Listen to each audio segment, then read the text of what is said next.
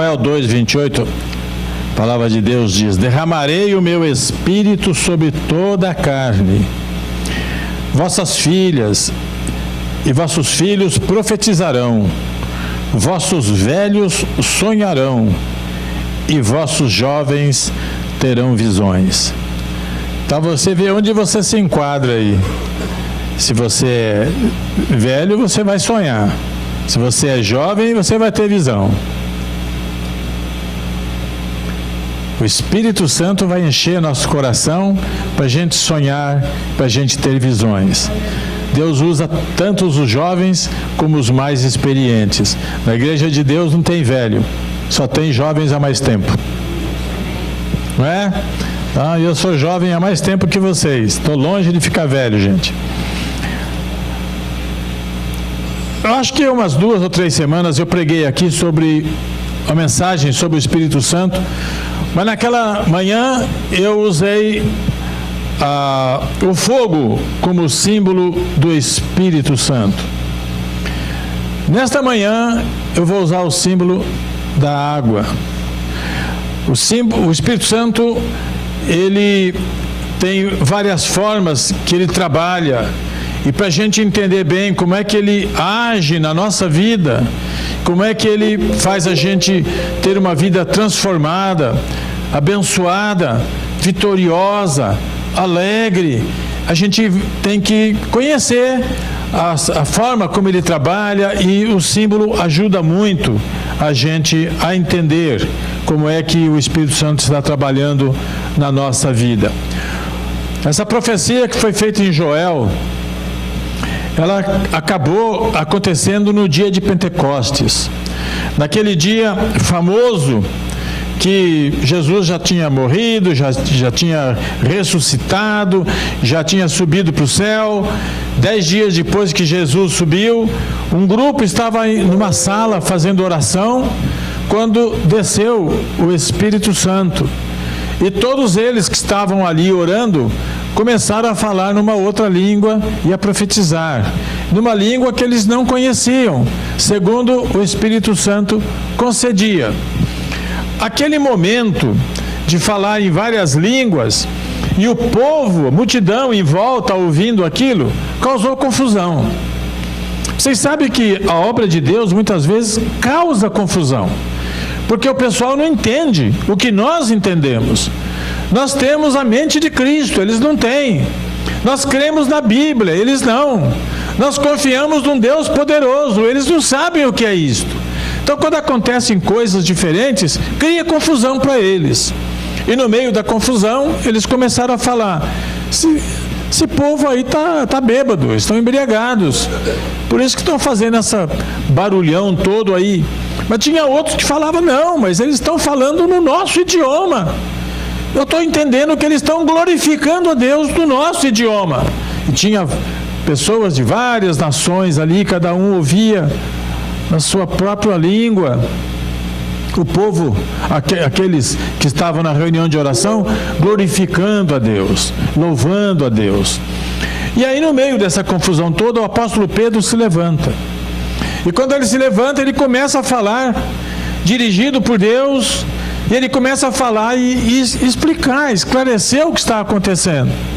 E no meio da exposição dele, ele disse: isto é o que está escrito no livro do profeta Joel: derramarei o meu espírito sobre toda a carne, vossos filhos e vossas filhas profetizarão, vossos velhos sonharão e vossos jovens terão visões. E aí ele diz: isso está se cumprindo nesta manhã aqui, porque aconteceu com eles numa manhã por volta das 9 horas. Então ele transmitiu essa mensagem, esclareceu e continuou pregando. E no encerramento ele fez um convite. Um convite inesperado para ele, porque ele estava pregando e as pessoas começaram a sentir peso no coração, porque Pedro falou que Jesus veio e eles haviam crucificado o Senhor. Então eles começaram a sentir umas pontadas no coração. É como se fosse espinho entrando assim na pele. e doeu. Então a Bíblia fala que compungiram-se os seus corações.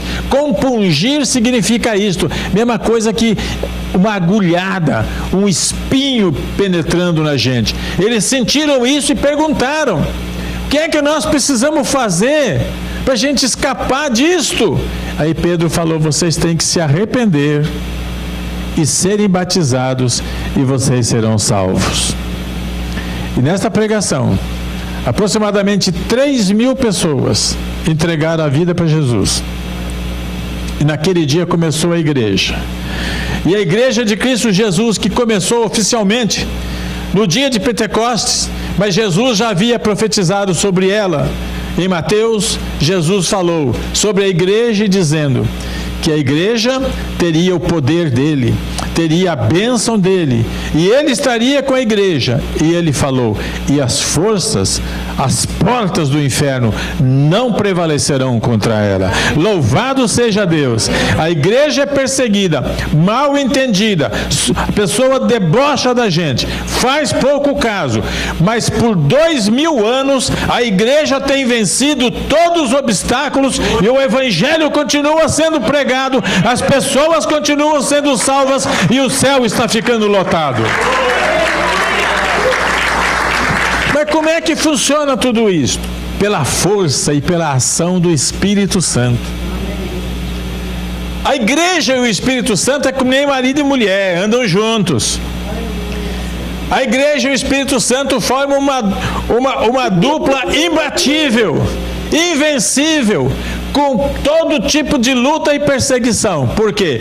Quem é que vai conseguir vencer o Espírito Santo de Deus? Nenhuma força, como Jesus falou, nenhuma força do inferno vai prevalecer. A igreja é vencedora e nós fazemos parte dessa igreja vencedora. Mas vamos ver um pouquinho agora do Espírito Santo com a gente.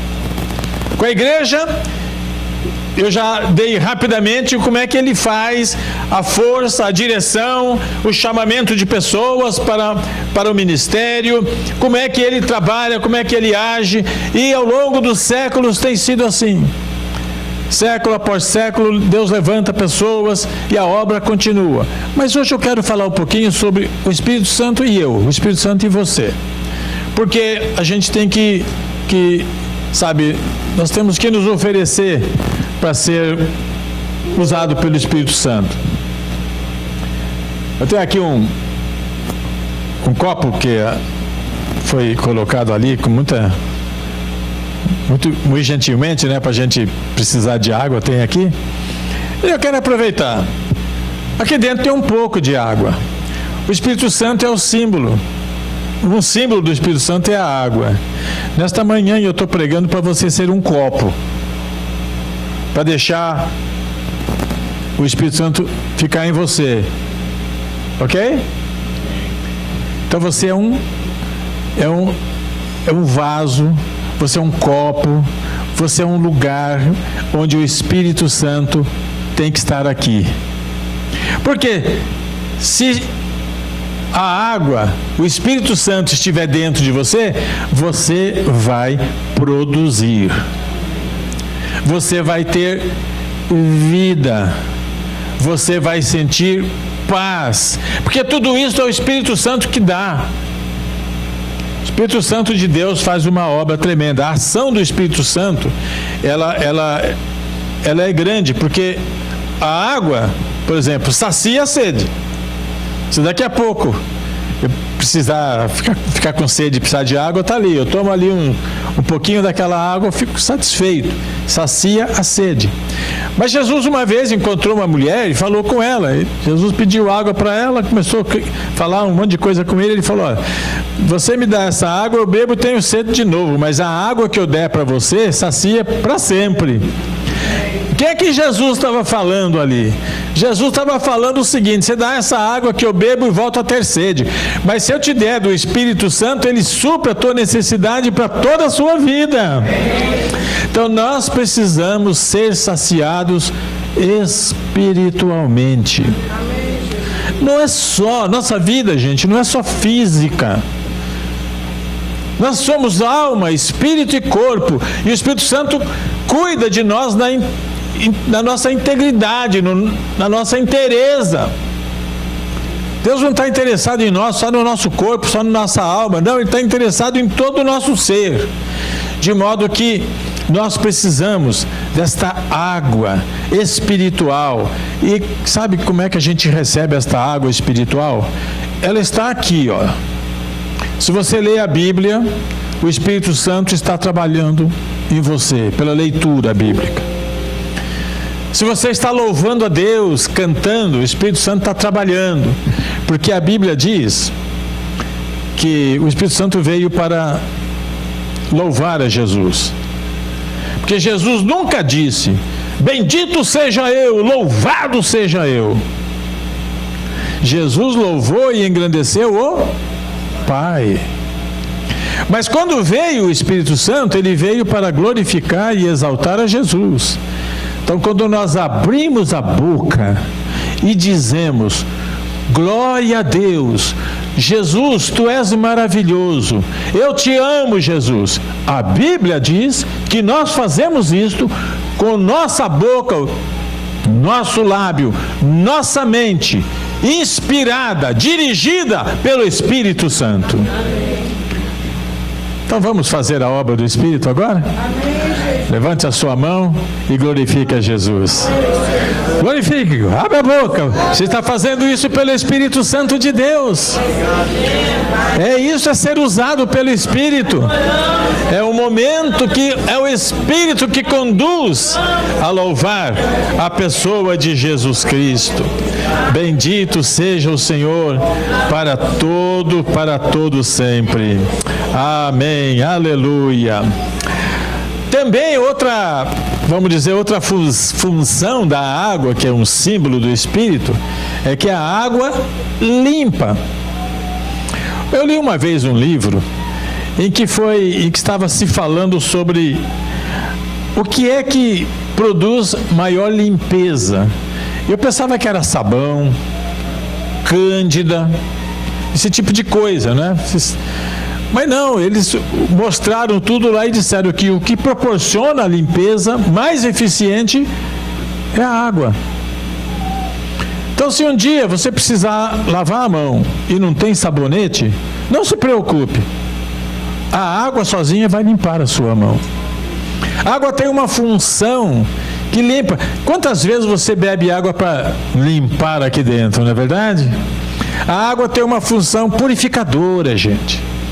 E a ação do Espírito é esta: é limpar a nossa vida, é purificar o nosso interior, é fazer com que nós sejamos criaturas transformadas. Se nós pensarmos na nossa vida antes de conhecer a Jesus e na nossa vida agora, tem que ter diferença grande, porque se não tiver, você não se converteu não. Se você está na igreja e continua com as mesmas práticas de antigamente, você é frequentador de igreja, mas não é salvo. Então a gente precisa realmente pensar o que é que nós somos. Nós não podemos ficar brincando de céu e inferno, de igreja e não igreja. Não, nós temos que assumir uma posição. Nos identificar com Cristo Jesus. Não ter vergonha de dizer: eu sou crente. Crente em quê? Em Cristo Jesus.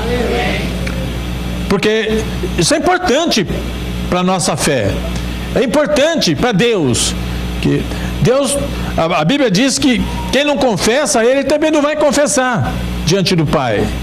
De modo que nós precisamos ter muita firmeza neste aspecto. Mas muitas dessas coisas a gente só vai conseguir fazer quando o Espírito Santo estiver ali na gente, trabalhando, movendo, tirando todas as impurezas da nossa alma, do nosso espírito, da nossa mente, para nós podermos ser verdadeiros representantes do Senhor Jesus Cristo aqui na terra.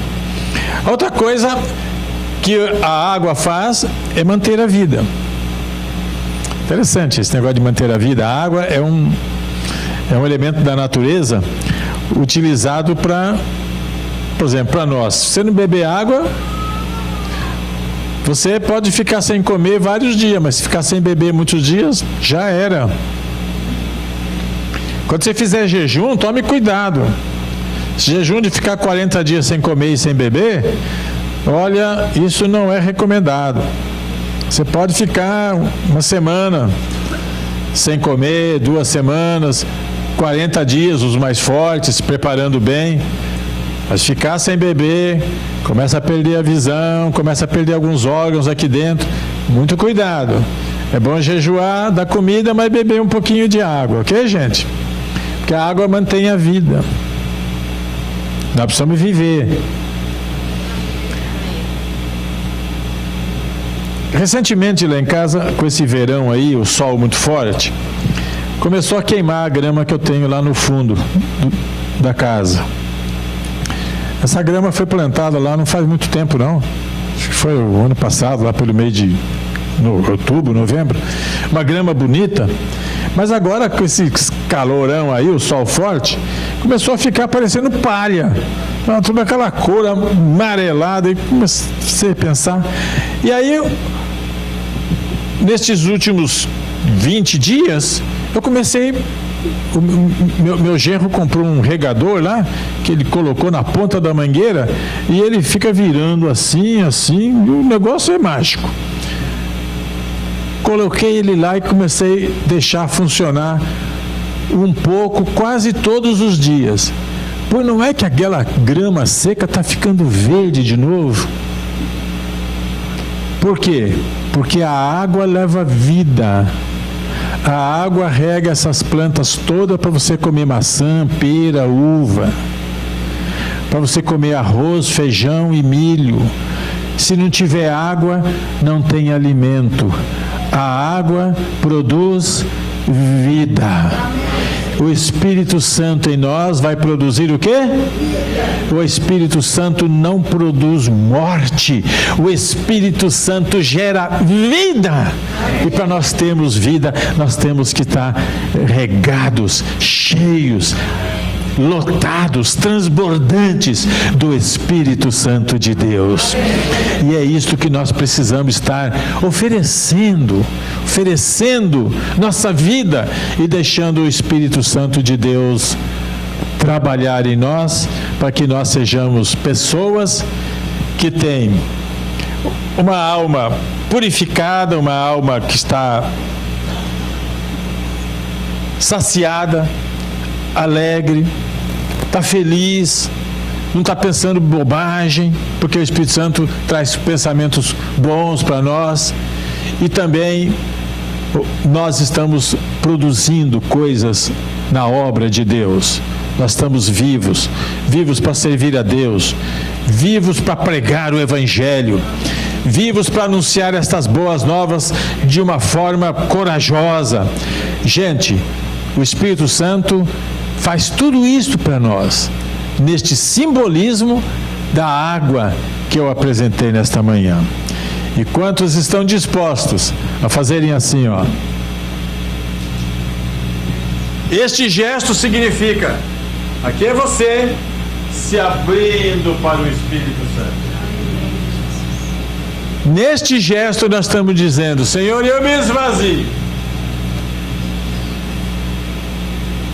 Enche o meu copo, enche o meu vaso, não só pela metade, mas faz transbordar, faz cair para fora, Senhor, porque quando você enche, o teu cálice, você está cheio do Espírito, mas quando enche até transbordar, você vai passar o Espírito para outros. O Espírito Santo que está em você vai também para outras pessoas, vão ser atingidas por este toque maravilhoso do Espírito Santo de Deus. Se esta mensagem falou ao teu coração, se trouxe edificação para você, se você recebeu com alegria, levante as